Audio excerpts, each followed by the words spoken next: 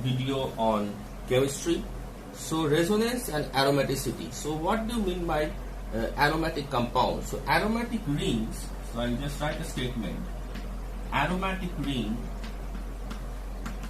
okay, very important statement. Aromatic rings have resonance structure due to cyclic double bond. Have resonance structure due to cyclic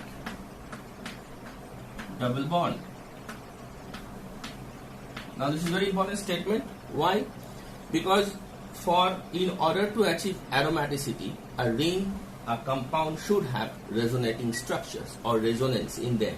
Now for example, if you take the example of cyclohexene, just with one double bond, their energy is 120 kilojoule per mole, or 28.6 kilocalorie per mole.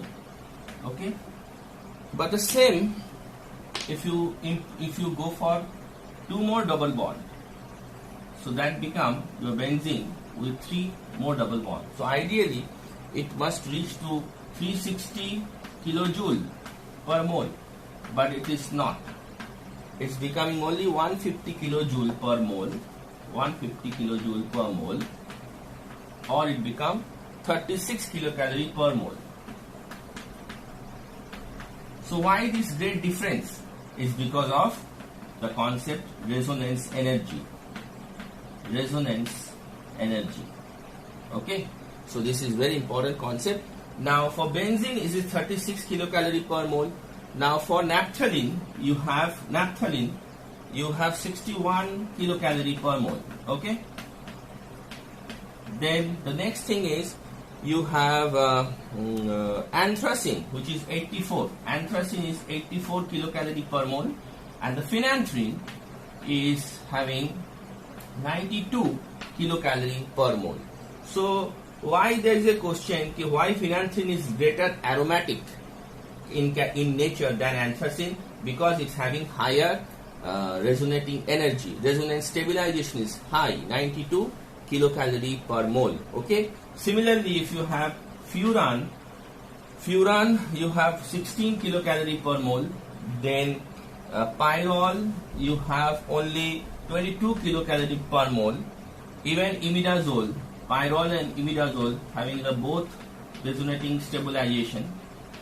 But the thiophene is having 29 kilocalorie per mole, and that's why thiophene is a greater aromatic in nature than phenanthrene and pyrrole or furan. Okay, and even with respect to imidazole. So that's why you must know this resonance with an aromaticity together, and you always remember when it is greater aromatic character in like any molecule possesses a greater aromaticity, so that means they are more stable. Okay. So now coming to the resonating structure, we have a different resonating structure. Like for example, I'll just give you some of the examples. Like you have an benzene attached to an electron donating group. Like for example, NH2. Okay, you have lone pair. Now this lone pair is going to be donated in the ring. So my first resonating structure will be like this: a benzene with minus over here and the double bond NH2 plus. Okay, then it turns over here. So my next resonating structure will be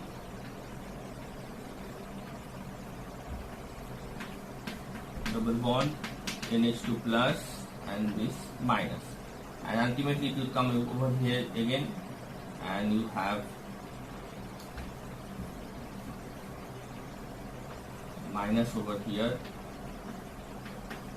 NH2 plus, and yes.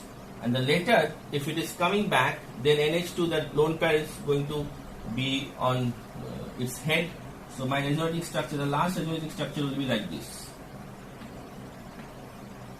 Okay. So now if you see the double bond is changing, so we can write them as circle. Okay. This is known as resonating structure. And similarly, we have electron withdrawing group. Electron withdrawing group resonating structures are like, starts with like this. If we have like all the deactivating group except halogen, they are electron withdrawing group. Okay, like nitro group. Okay, then ketone group, aldehyde. Then all these double bonded groups are electron withdrawing group, and they are deactivating. That's why they are M minus group. In that case, in this case, benzene is M plus. When it is donating, the benzene would have been M minus, and that group of donating the group that will be in M plus. Okay. So now this is the case. So bond will be shifting like this: C O minus H double bond, and there is a plus. So remember, when there is a deactivating group, the ortho and para position, there will be plus sign. Okay, and when it is an activating group, then ortho and para position, there is a minus sign. Okay, so plus, then again it is going back over here. So I will be having a structure like this: double bond C O minus H plus. Again it come back over here. I'll get plus over here, plus double bond C O minus H, then over here. So last, this bond again come back over here, and oxygen will give the electron.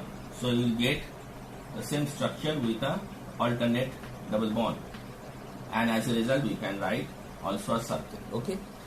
Now in chemistry there is one concept known as hyperconjugation. So what is that hyperconjugation?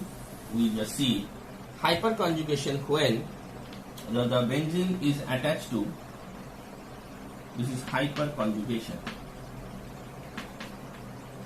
Hyperconjugation, when benzene is attached to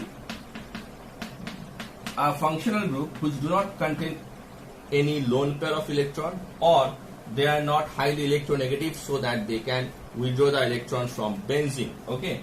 In this case, this is sigma bond. This is known as sigma bond resonance. See, look, the bond is going over there, and it is same as that amine group, that what I have discussed.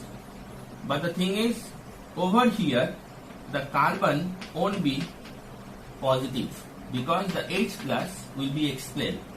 They are around, and as a result, you get this structure. Okay. And again this structure, this bond will come over here, this will come over here minus, then this bond will go over here, this bond will over here as a minus. So the final resonating structure will be CH2, this minus over